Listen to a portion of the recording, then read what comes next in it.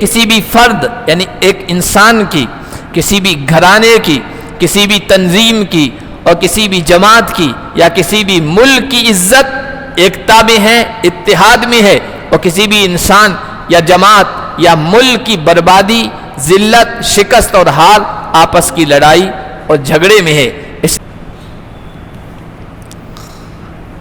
يسألونك عن الأنفال قل الأنفال لله والرسول فاتقوا الله وأصلحوا ذات بينكم وأطيعوا الله ورسوله إن كنتم مؤمنين۔ آج کے درس کا آغاز اللہ کے فضل و کرم سے سورہ انفال سے کر رہے۔ سورہ انفال مدنی سورت ہے، 10 رکوع اور 75 آیات پر مشتمل ہے۔ یہ سورت غزوہ بدر کے بعد اسی کے بارے میں، اسی کے سلسلے میں نازل ہوئی ہے۔ اس وجہ سے اس میں خاص ہدایتیں جنگ اور صلح سے متعلق ہیں، مال غنیمت سے متعلق مسائل، احکام اور ہدایات بیان کی گئی ہے۔ اللہ کی مدد کیسے حاصل ہوتی ہے اس کے اسباب بیان کیے گئے ہیں، اور ناکامی، شکست اور ذلت کن اسباب کی وجہ سے ہوتی ہے ان اسباب کا بھی تذکرہ کیا گیا ہے۔ مومنوں کو یہ حکم دیا گیا ہے کہ دشمن کے مقابلے میں ہر وقت تیار رہیں اور ایسی قوت، ایسی طاقت جمع کریں جس سے دشمنوں پر رعب بیٹھے، دہشت بیٹھے اور وہ تمہارا مقابلہ کرنے کے لیے تیار نہ ہو۔ اسی طرح مسلمانوں کو یہ ہدایت بھی خاص طور پر دی گئی ہے کہ اگر کوئی قوم تم سے جنگ کر رہی ہے، مقابلہ کر رہی ہے، اگر وہ صلح پہ آمادہ ہو جائے تو صلح کر لو۔ صلح بہرحال جنگ سے بہتر ہے۔ وَإِن جَنَحُوا لِلسَّلْمِ فَاجْنَحْ لَهَا وَتَوَكَّلْ عَلَى اللَّهِ۔ ہو سکتا ہے دشمن اس لیے صلح کر رہا ہے کہ وہ ابھی کمزور پڑا ہوا ہے، اب طاقت جمع کرے گا پھر تمہارا مقابلہ کرے گا، اس لیے ابھی تم صلح مت کرو، ابھی وہ دبے ہوئے ہیں۔ کہ نہیں، وَتَوَكَّلْ عَلَى اللَّهِ، اگر وہ صلح پہ آمادہ ہیں تم اللہ پر بھروسہ کر کے صلح کر لو، آگے بھی اللہ ٹھیک کرے گا۔ اور یہ مسلمانوں کی ذہن سازی کی گئی، ذہن بنایا گیا کہ دیکھو مسلمان سے جڑ کے رہے، متحد رہے، بھائی چارہ قائم رہے، آپس میں اتحاد بنا کے رہیں، اس لیے کہ دوسروں سے، دشمنوں سے اچھائی کی امید رکھنا یہ بیکار ہے۔ مسلمانوں سے ہی اچھائی کی امید رکھی جائے، اس لیے کہ کفر ملت واحدہ ہے، کافر چاہے وہ کوئی بھی ہو، وہ سب ایک ہی ملت ہے، ایک ہی قوم ہے، اس لیے ان سے کوئی خیر کی امید نہ رکھا جائے۔ اور بہت ساری ہدایات اس صورت میں بیان کی گئی ہے۔ سورت شروع ہو رہی ہے وہ ان الفاظ کے ساتھ، یسألونک عن الانفال قل الانفال للہ والرسول۔ یہ لوگ آپ سے سوال کرتے ہیں انفال کے بارے میں۔ انفال نفل کی جمع ہے، نفل کے معنی زائد کے بھی آتے ہیں، ایکسٹرا کے بھی آتے ہیں، ہدیے کے بھی آتے ہیں، تحفے انعام کے بھی آتے ہیں۔ قرآن کریم میں مختلف جگہوں پر یہ معنی، یہ کلمہ اس معنی کے لیے استعمال ہوا ہے۔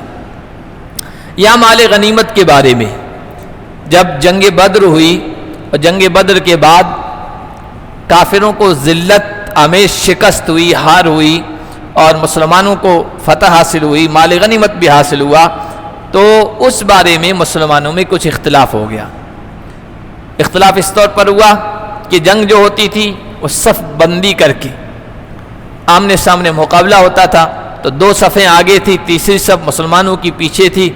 جنگ ہوئی تو آگے کی جو 2 صفیں ہیں وہی لڑی، تیسری صف کے لڑنے کا موقع ہی نہیں آیا۔ اب جب مال غنیمت آیا تو اس موقع پر اختلاف ہوا کہ تیسری صف والوں کو ملے گا یا نہیں مال غنیمت میں سے. آگے والوں نے کہا چونکہ لڑے ہم ہیں اس لیے ہمیں ہی ملنا چاہیے. تیسرے والے صف والوں نے کہا کہ نہیں، وہ تو ٹھیک ہے، جنگ پہلے ہی نمٹ گئی اور نتیجہ ہمارے حق میں آ گیا، فتح حاصل ہو گئی. اگر ایسا نہ ہوتا، کچھ اور صورتحال پیش آتی تو ہمارا ہی سہارا تھا، پیچھے ہم پشت پناہ تھے، تمہارے پیٹھ پیچھے کھڑے تھے، ہمارا موقع آتا تو ہم بھی لڑتے، اس لیے ہمیں حصہ ملنا چاہیے. اسی طرح کچھ لوگوں کو اللہ کے نبی صلی اللہ علیہ وسلم نے جنگی حکمت عملی کے تحت مدینے میں رکھا تھا تاکہ مدینہ پورا خالی نہ ہو. ان میں حضرت عثمان غنی رضی اللہ تعالیٰ عنہ بھی تھے، کچھ اور مہاجر و انصاری لوگ تھے. اب جب مال غنیمت کی تقسیم کا معاملہ آیا، موقع آیا، تو جو پیچھے رہ گئے مدینے میں ان کو ملنا چاہیے کہ نہیں ملنا چاہیے مال غنیمت میں سے، چونکہ وہ باقاعدہ جنگ میں تو شریک نہیں ہوئے تھے، تو اختلاف پیدا ہو گیا. تو اس موقع پر اللہ کے نبی صلی اللہ علیہ وسلم سے بعض صحابہ نے پوچھا، یا رسول اللہ یہ مال غنیمت کس کو ملے گا؟ باقاعدہ براہ راست جو دشمن سے دو بدو ہو رہے ہیں، لڑ رہے ہیں، ان کو، یا جو جنگ میں تو آئے ہیں مجاہدین میں شامل ہیں، لڑنے کا موقع نہیں ملا ان کو بھی ملے گا، یا کسی حکمت و مصلحت کے تحت جن کو شہر میں پیچھے رکھا گیا ہے تاکہ شہر اور آبادی بالکل خالی نہ ہو، کیونکہ وہاں عورتیں ہیں، بچے ہیں، کمزور لوگ ہیں، تو ان کو بھی ملے گا. تو اس موقع پر یہ جواب دیا گیا، قُلِ الْأَنْفَالُ لِلَّهِ وَالرَّسُولِ، آپ کہہ دیجئے یہ مال غنیمت اللہ اور اس کے رسول کے لیے ہے. اللہ اور اس کے رسول جس طرح تقسیم کرنا چاہیں اس تقسیم پہ راضی رہو. اور پھر اللہ اور اس کے رسول نے اس کی تقسیم کا کیا طریقہ کار بتایا، وہ اس سورت کی 41ویں آیت جو 10واں پارہ شروع ہو رہا ہے اس میں بیان کیا گیا. انشاءاللہ اس وقت ہم پڑھیں گے. لیکن یہاں پر یہ جواب دیا گیا، اللہ اور اس کے رسول کی تقسیم پر راضی رہو.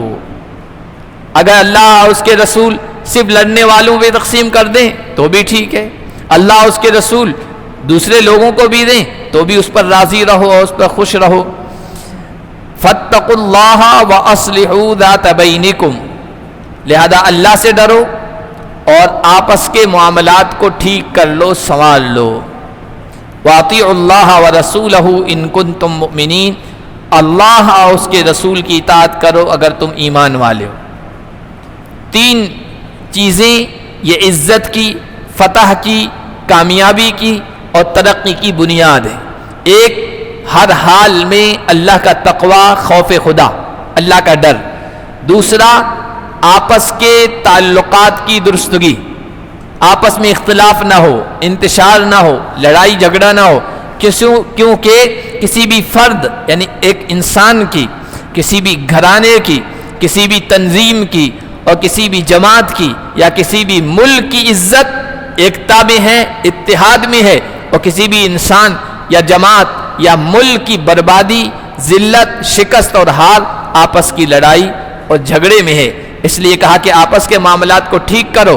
اور تیسری کامیابی کی بنیاد ہے اللہ اور اس کے رسول کے حکم کو اپنی آنکھوں کے سامنے رکھنا اور ہر حال میں اللہ اور اس کے رسول کے حکم کے آگے اپنے آپ کو سرنڈر کر دینا، اپنے آپ کو حوالے کر دینا، یہ کامیابی کی بنیاد ہے.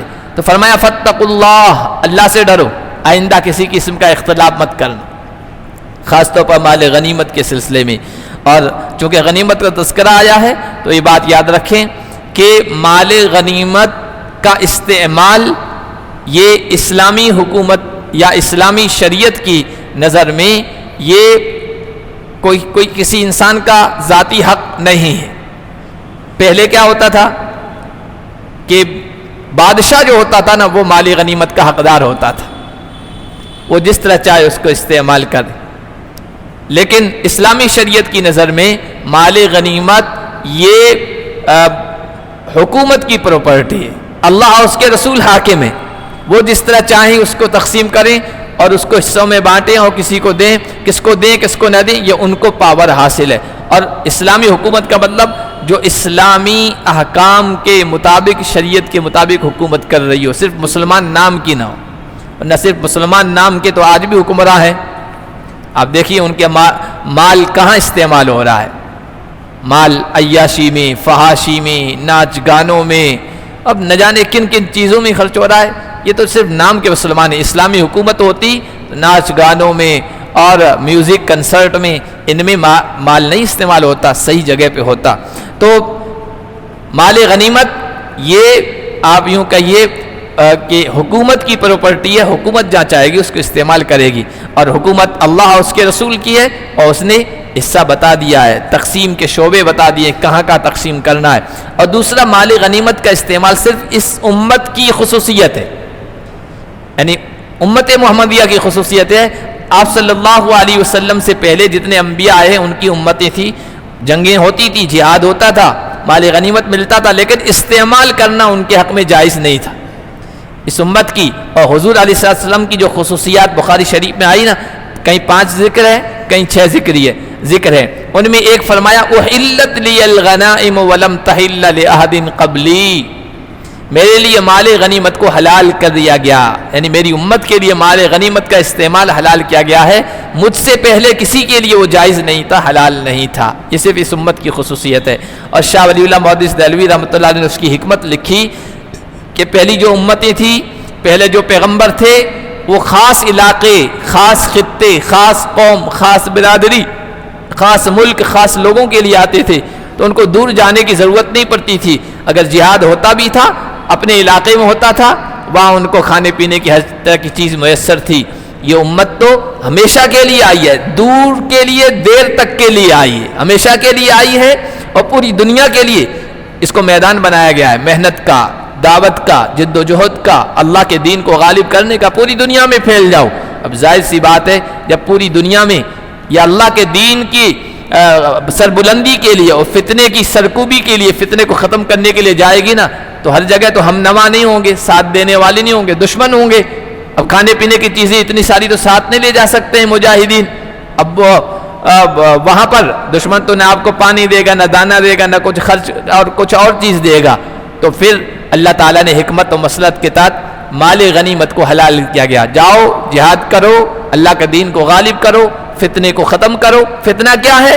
اللہ کے دین کی تبلیغ میں اور اس کو آگے بڑھنے میں رکاوٹ بننا، یہ فتنہ ہے. اس صورت میں بھی اس کا تذکرہ وَقَاتِلُهُمْ حَتَّى لَا تَكُونَ فِتْنَةٌ، لڑتے رہو جب تک کہ فتنہ نہ ہو، فتنہ ختم نہ ہو اور اللہ کا دین غالب نہ ہو. وہ آپ دیکھیے کتنے سارے لوگ یہاں پر اسلام قبول کرنے کے لیے تیار بیٹھے، لیکن ابھی پچھلے کچھ سالوں میں کیسا ماحول بنایا گیا جو خاص اس کام کے لیے اپنے آپ کو وقف کیے ہوئے تھے، غیر مسلموں کو اسلام کی طرف لانے کے لیے، اور جن کی وجہ سے لوگ متاثر ہوتے تھے، چاہے وہ مولانا کلیم صدیقی صاحب ہو، چاہے ڈاکٹر ذاکر نائک ہو، چاہے اس طرح کے اور بھی عمر گوتم صاحب، بہت ایک لمبی فہرست ہے جن سے غیر مسلم متاثر ہوتے تھے اور اسلام قبول کرتے تھے. ان سب کو دیکھو آپ پس دیوار زندہ ڈال دیا گیا ہے، جیلوں میں ڈال دیا گیا ہے. حالانکہ کوئی ان کا قصور نہیں ہے، قصور یہ ہے کہ ان سے لوگ متاثر ہوتے تھے، کوئی کسی کو ملک چھوڑنے پر مجبور کر دیا ہے. یہ فتنہ ہے. اللہ کے دین کے قبول کرنے میں روڑا بنتے ہیں، ان کا خاتمہ کرو، یہ قرآن کا حکم ہے. بہرحال تو پوری دنیا میں جب امت جائے گی تو وہاں کھانا پینا تو دشمن تو دے گا نہیں، تو کہا لڑو، ان سے جو چیز حاصل ہو اس سے اپنا گزارا کرو اور اللہ کے دین کو غالب کرو. تو یہ اس امت کی خصوصیت ہے کہ مال غنیمت کو حلال کیا گیا ہے. اللہ نے فرمایا فاتقوا اللہ، اللہ سے ڈرو اور اپنے آپس کے معاملات کو سنوارو اور اس کو درست کرو. یہ بہت بنیادی چیز ہے. عزت ترقی کا راز آپس کے اتحاد میں ہے، اور ذلت، شکست اور ہار کا راز آپس کے اختلاف میں ہے. اسی لیے آپس کے معاملات کی درستگی کو، جس کو ہم کہتے ہیں اصلاح معاشرہ یا سماج سدھار میں یہ تھا کہ لوگوں کے نزاع، جھگڑے، آپس کے اختلافات کو ختم کیا جائے، اس کو عظیم عبادت قرار دیا گیا اسلام میں. اور عبادت اس لیے قرار دیا گیا بڑی عبادت کہ اس کا جو نفع ہے نا وہ متعدی ہے. متعدی کا مطلب کئی لوگ اس سے فائدہ اٹھاتے ہیں. اب میاں بیوی میں جھگڑا ہے، اس کے اختلاف کو ختم کر دیا تو صرف میاں بیوی کو فائدہ نہیں ہوتا ہے، ان کی اولاد کو بھی اس سے فائدہ ہوتا ہے، خاندان کو بھی ہوتا ہے، پورے پریوار کو ہوتا ہے. اور ان میں اختلاف ہو جائے صرف دو آدمی متاثر نہیں ہوتے ہیں، دو خاندان متاثر ہوتے ہیں، اولاد متاثر ہوتی ہے، پورا سماج اس سے متاثر ہوتا ہے، تو اس کو عبادت قرار دیا گیا۔ بلکہ نبی پاک صلی اللہ علیہ وسلم نے تو یہ کہا آپس کے اختلافات کو دور کرنا اور آپس کے رشتوں کو سنوارنا یہ افضل صدقہ ہے، سب سے بہترین صدقہ ہے۔ حضور نے فرمایا افضل الصدقہ اصلاح ذات البین، سب سے بہترین صدقہ آپس کے معاملات کو اور آپس کے تعلقات کو سنوارنا ہے اور ان کو درست کرنا ہے۔ نفلی نماز، نفلی روزوں، نفلی صدقہ خیرات، ہر نفلی نیکی کی چیز سے بڑھ کر ہے لوگوں کے تعلقات کو درست کرنا اور اس کی کوشش کرنا۔ حضور علیہ الصلوۃ والسلام نے فرمایا الا اخبرکم بافضل من درجات الصیام والصلاۃ والصدقہ، کیا میں تم کو نفلی نماز، روزوں، صدقہ خیرات سے بہتر چیز، بہتر عمل نہ بتاؤں؟ صحابہ نے کہا رسول اللہ ضرور بتائیے۔ آپ نے فرمایا اصلاح ذات البین، آپس کے معاملات کو ٹھیک کرنا، سدھارنا، یہ ان سے بہتر ہے۔ اور فساد ذات البین ہی الحالقہ، آپس کے تعلقات کی خرابی یہ مونڈ دینے والی ہے۔ حضور نے فرمایا میں یہ نہیں کہتا ہوں کہ جس طرح اس طرح بالوں کو مونڈتا ہے، یہ بالوں کو مونڈنے والی یہ نہیں، بلکہ دین کو مونڈ دینے والی چیز ہے آپس کا اختلاف۔ دین کو مونڈ دینے والی کیوں ہے؟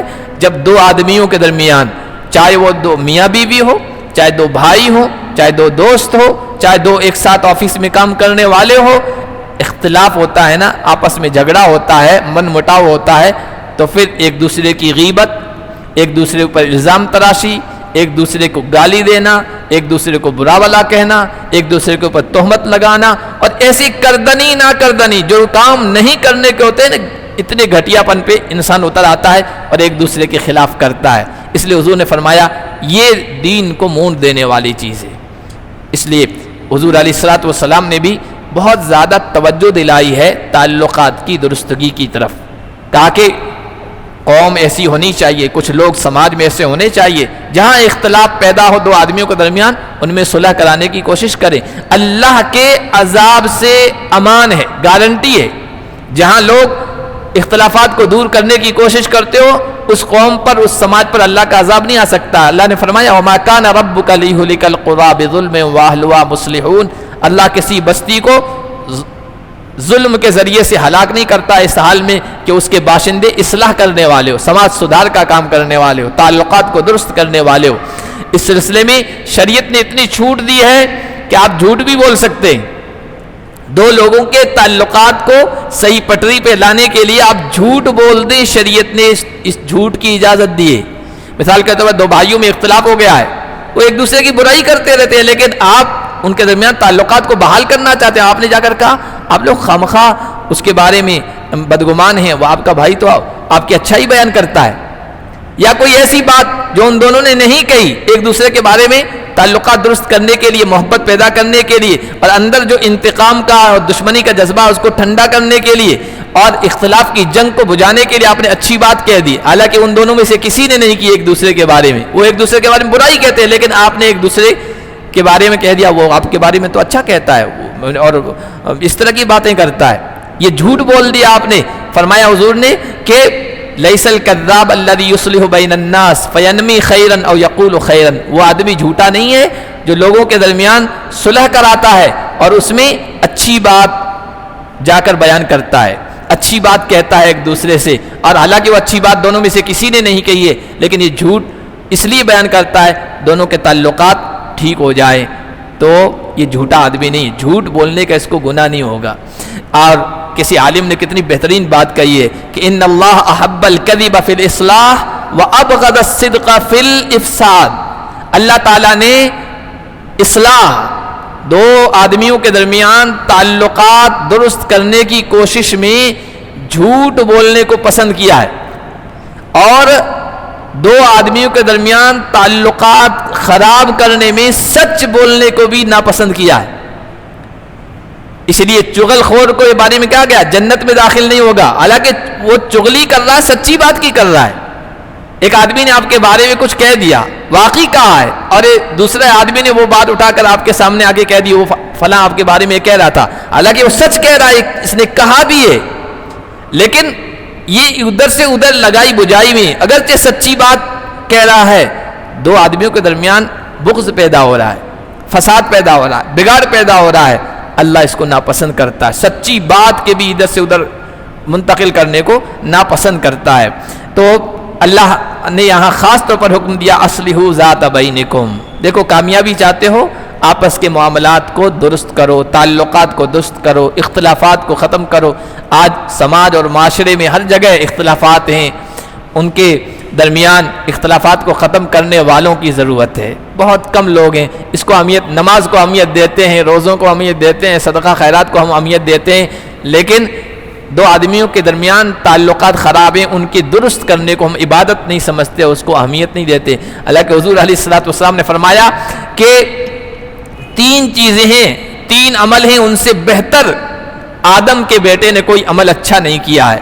ما عمل ابن آدم شیئا افضل من الصلاۃ وصلاح ذات البین وخلق حسن، آدم کے بیٹے نے 3 عمل سے بڑھ کر کوئی پسندیدہ عمل نہیں کیا ہے، ایک تو نماز، دوسرا لوگوں کے تعلقات کو درست کرنا، اور تیسرا فرمایا اچھے اخلاق۔ اس لیے اس کو بھی اپنی عبادت سمجھ کر اس کام کو انجام دینا چاہیے ہمیں۔ آج لوگ ہیں نا، اختلاف ہو جاتا ہے، اختلاف کے بعد وہ آپس میں تعلقات درست نہیں ہو پاتے ہیں، حالانکہ اندر سے ہر ایک محسوس کرتا ہے کہ کوئی تیسرا آدمی آئے اور ہمارے درمیان صلح کرا دے۔ میاں بیوی بھی یہ محسوس کرتے ہیں، اور بھائی بھی یہ محسوس کرتے ہیں، تجارت میں پارٹنر ہیں وہ بھی یہ محسوس کرتے ہیں، ساتھ میں رہنے والے بھی کوئی تیسرا آدمی آئے، کیونکہ ایگو، انا، یہ دونوں کو آپس میں ملنے نہیں دیتی ہے۔ میں کیوں پہل کروں، وہ کہ میں کیوں پہل کروں، اور تیسرا آدمی پہل کر کے ان کے درمیان تعلقات درست کرا دیتا تو اس کے لیے تیار بیٹھے ہیں، لیکن کوئی اس طرح کرانے والا نہیں ہے۔ اس کو بھی عبادت سمجھ کر، ایک اہم عمل سمجھ کر ہمیں کوشش کرنی چاہیے۔ اللہ ہم سب کو توفیق عطا فرمائے۔ وَأَطِيعُوا اللَّهَ وَرَسُولَهُ، اللہ اس کے رسول کی اطاعت کرو اگر تم مومن ہو۔ انما المؤمنون الذین، پھر آگے ایمان والے کون ہیں؟ اللہ تعالیٰ نے 5 خصوصیات بیان کی ہے۔ مومن وہ ہیں الذین اذا ذکر اللہ وجلت قلوبہم، جب اللہ کا ذکر کیا جاتا ہے تو ان کے دل دہل جاتے ہیں۔ یہ دل دہلتے کیوں ہیں؟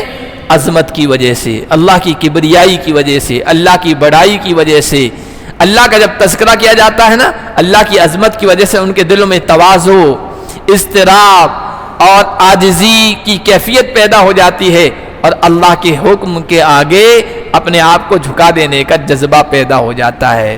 یہ جو کیفیت ہے نا، اللہ کی عظمت کا تصور کر کے، اللہ کی بادشاہت کا، اللہ کی کبریائی کا، اللہ کی بڑائی کا تصور کر کے دل میں عاجزی کی کیفیت پیدا ہو جانا اور لرزاہٹ کی کیفیت پیدا ہو جانا، یہ بہت ہی مقبول کیفیت ہے۔ اس کیفیت میں اگر بندہ دعا کر دیتا ہے نا، وہ دعا قبول ہونے کے زیادہ چانسز ہوتے ہیں۔ حضرت ام درداء اور حضرت عائشہ رضی اللہ تعالی عنہا فرماتی ہیں کہ جب بندے کے دل میں اللہ کی عظمت کا تصور کر کے، بڑائی کا تصور کر کے عجیب سی کیفیت طاری ہو جائے، عظمت کی وجہ سے اندر بے اضطراب کی، عاجزی کی جب کیفیت پیدا ہو جائے نا، تو اس وقت دونوں کہتی ہیں دعا کیا کرو، کیونکہ ایسی کیفیت میں دعا قبول ہوتی ہے۔ اس لیے حضرت ثابت بنانی ایک اللہ والے گزرے، انہوں نے کسی بڑے عالم کا قول نقل کیا، وہ فرمایا کرتے تھے مجھے پتہ چل جاتا ہے میری دعا کب قبول ہوتی ہے۔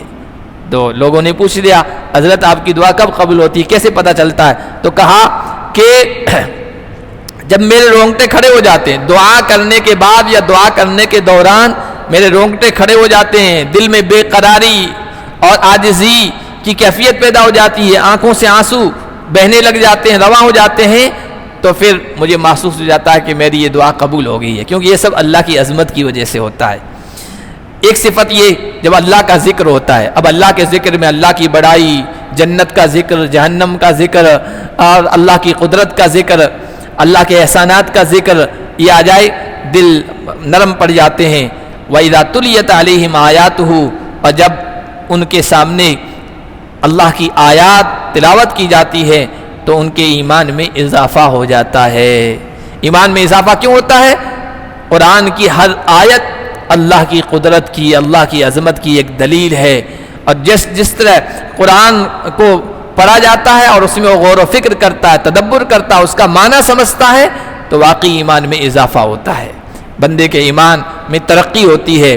اور تیسری صفت فرمائی وَعَلَىٰ رَبِّهِمْ يَتَوَكَّلُونَ، ایمان والے وہ ہیں جو اپنے رب پر توکل کرتے ہیں، بھروسہ کرتے ہیں۔ اللہ پر توکل، اللہ پر اعتماد، یہ ایمان والے کی سب سے بڑی طاقت ہے۔ علامہ ابن قیم رحمۃ اللہ فرماتے ہیں کہ توکل یہ نصف دین ہے، آدھا دین ہے۔ دین دو حصوں میں انہوں نے تقسیم کیا، ایک انابت کا مطلب اللہ کی عبادت کی طرف جھکاؤ، اللہ کی عبادت کا رجحان، اور دوسرا فرمایا آدھا دین توکل ہے، کیونکہ پورے قرآن کا راز و خلاصہ سورہ فاتحہ ہے، اور سورہ فاتحہ کا خلاصہ ایاک نعبد و ایاک نستعین کا یہ جملہ ہے۔ تو ایاک نعبد یہ عبادت ہے، آدھا دین، اور ایاک نستعین اللہ سے مدد طلب کرتے ہیں، توکل میں یہی ہوتا ہے، اللہ ہی کو سب کچھ بندہ سمجھتا ہے، تو یہ آدھا دین ہو گیا۔ تو اپنے رب پر جو بھروسہ کرتے ہیں، توکل کرتے ہیں، وہ ہیں حقیقی ایمان والے۔ اور توکل کیا ہے؟ ہاتھ پیر باندھ کے بیٹھے رہنا اور اللہ پر بھروسہ کرنا، اللہ ہی سب کچھ کرے گا، یہ توکل نہیں ہے۔ توکل کی حقیقت یہ ہے کہ اسباب اختیار کرنے کے بعد پھر معاملہ اللہ کے حوالے کر دیا جائے، یہ مومن کی صفت ہے۔ کافر جو ہوتا ہے، غیر مومن جو ہوتا ہے نا، وہ اسباب ہی کو سب کچھ سمجھتا ہے۔ اس لیے آپ دیکھیے کافر قوموں کے یہاں ہتھیاروں کی پوجا ہوتی ہے، سشتر پوجن ہوتی ہے، ہتھیاروں کی پوجن۔ اس کی پوجن کیوں ہوتے؟ سمجھتے ہیں سب کچھ یہی کرے گا۔ یہ ہمارے پاس اتنے زبردست ہتھیار آ گئے تو ہم کسی کو بھی کچل کے رکھ دیں گے اور دبا کے رکھ دیں گے، حالانکہ ایسا ہوتا نہیں، کمزور بھی کبھی غالب آ جاتا ہے۔ کیوں؟ ہتھیاروں میں سب کچھ نہیں ہے، اللہ کے حکم میں، اس ہتھیار میں، اس سبب میں تاثیر یہ اللہ ڈالتا ہے۔ دوائی شفا نہیں دیتی ہے، شفا اللہ کا حکم دیتا ہے۔ دوائی تو بہت سارے مریض لیتے ہیں، کیوں نہیں ٹھیک ہوتے؟ کوئی ٹھیک ہو جاتا ہے، اس لیے کہ اللہ نے وہاں شفا ڈال دی، اللہ نے حکم دے دیا اس کو شفا دینا ہے۔ پانی پیاس بجھاتا ہے لیکن اللہ کے حکم سے۔ بعض لوگوں کو ایسی بیماری ہو جاتی ہے، جول بقر کہتے ہیں، گائے کی بیماری، گائے کی بھوک، پیتے رہتے ہیں پیاس بجھتی نہیں، کھاتے رہتے ہیں بھوک مٹتی نہیں ہے۔ حالانکہ دوسرے لوگ ذرا سا پانی پیتے ہیں پیاس بجھ جاتی ہے، کھاتے ہیں بھوک مٹ جاتی ہے، لیکن اس کی کیوں نہیں مٹتی؟ کہ اللہ کا حکم یا نہیں۔ تو توکل کسے کہتے ہیں؟ اسباب اختیار کرنے کے بعد پھر اللہ کے حوالے معاملہ کر دینا۔ اس لیے قرآن میں بار بار توکل کے بارے میں کہا گیا، اللہ ہی پر توکل کرو، وتوکل علی الحی الذی لا یموت وعلی اللہ فلیتوکل المتوکلون وعلی اللہ فلیتوکل المؤمنون۔ ایمان والوں کو اللہ پر توکل کرنا چاہیے۔ اور حضور نے فرمایا اس طرح کا اگر تم توکل کرو جس طرح پرندے کرتے ہیں، لو انکم توکلتم علی اللہ حق توکلہ لرزقکم کما یرزق الطیر تغدو خماسا وتروح بطانا۔ اگر تم اللہ پر اس طرح بھروسہ کرو جس طرح پرندے بھروسہ کرتے ہیں۔ پرندے گھونسلوں میں نہیں بیٹھے رہتے ہیں، یہ بات یاد رکھیے۔ پرندے صبح سویرے اللہ کا ذکر کر کے چہچہاٹ کی شکل میں نکل پڑتے ہیں۔ ان کی کوئی دکان نہیں ہے، ملازمت کی جگہ نہیں ہے، کوئی ٹھیلا نہیں ہے، کوئی کھیت نہیں ہے، کوئی کارخانہ فیکٹری نہیں ہے، اللہ کے توکل پر نکل پڑتے ہیں پروں کو پھڑپڑاتے ہوئے، اور کوئی پرندہ خالی پیٹ واپس نہیں آتا ہے۔ صبح خالی پیٹ جاتے ہیں اور شام کو آتے ہیں پیٹ بھرے ہوئے آتے ہیں۔ اور انسان اسباب پر بھروسہ کرنے لگ گیا، توکل کرنے لگ گیا، اللہ کی ذات پر بھروسہ کرنا اس نے چھوڑ دیا ہے، تو دیکھیے بھوکا ہی رہتا ہے۔ صبح نکلتا ہے ناشتہ کر کے نکلتا ہے، دوپہر کا کھانا ساتھ لے کے جاتا ہے، بیچ میں بھی کچھ کھاتا پیتا رہتا ہے، اور شام کو آتا ہے سب سے زیادہ اس کو بھوک کی شکایت رہتی ہے، اور بیوی نے ذرا کھانے میں آگے پیچھے کر دیا تو غصے سے ابل پڑتا ہے، ابھی تک تم نے پکایا نہیں، کھانا تیار نہیں ہے، بھوک سے میری حالت خراب ہے۔ اسباب پر اختیار کیے ہوئے بندہ ہے۔ تو توکل کہتے ہیں اسباب اختیار کرنے کے بعد اللہ پر بھروسہ کرنا۔ حضرت عمر بن خطاب رضی اللہ تعالیٰ عنہ نے کچھ لوگوں کو دیکھا، یمن کے لوگ کیا کرتے تھے، حج کے موسم میں حج کرنے آتے تھے، ساتھ میں کھانا پینا نہیں رکھتے تھے، کہتے تھے نحن المتوکلون علی اللہ، ہم اللہ پر بھروسہ کرنے والے ہیں۔ اور اللہ پر بھروسہ کرنے والے کی حقیقت یہ ہوتی تھی کہ جب وہاں پہنچتے تھے نا تو دوسرے حاجیوں دوسرے عمرہ کرنے والوں کی طرف دیکھتے رہتے تھے، وہ کھا رہے ہیں تو یہ دیکھ رہے ہیں نظریں گاڑ کے، اور وہ بیچارہ دے گا بھائی تم بھی کھا لو۔ بہت سے لوگ آج بھی ہوتے ہیں صرف ٹکٹ کے پیسے دے کے وہاں چلے جاتے ہیں، اب دوسرے کھا رہے ہوتے ہیں ان کی طرف دیکھ رہے ہوتے ہیں، وہاں تو ایسے بھی دل نرم ہوتے ہیں، حاجی حجن سب ان کو بھی دیتے کہ تم بھی کھا لو۔ تو اس کو توکل علی اللہ نہیں کہتے ہیں، توکل اللہ کہتے ہیں سارے اسباب ساتھ میں لینے کے بعد اللہ پر بھروسہ کرنا۔ کچھ لوگ آ رہے تھے، کہا کہ کون ہو تم؟ کہا کہ نحن المتوکلون علی اللہ، ہم اللہ پر بھروسہ کرنے والے ہیں۔ حضرت عمر نے کہا کہ انتم متأکلون، اللہ پر بھروسہ کرنے والے نہیں ہو، لوگوں کے سہارے جینے والے ہو، لوگوں پر بوجھ بننے والے ہو، لوگوں پر بوجھ بننے والے ہو، لوگ کھائیں گے پیئیں گے ان کی طرف دیکھتے رہو گے اور پھر وہ بیچارے بوجھ سمجھ کر تمہیں دے دیں گے کچھ، یہ توکل نہیں۔ پھر انہوں نے کہا انما المتوکل الذی یلقی حبۃ فی الارض ثم یتوکل علی اللہ، اللہ پر بھروسہ کرنے والا تو وہ ہوتا ہے جو زمین کو کھود کر ہل سے زمین کو پھاڑ کر اندر دانہ ڈال دیتا ہے پھر اللہ کے بھروسے چھوڑ دیتا ہے، یہ ہے اللہ پر توکل کرنے والا، سبب اختیار کرتا ہے۔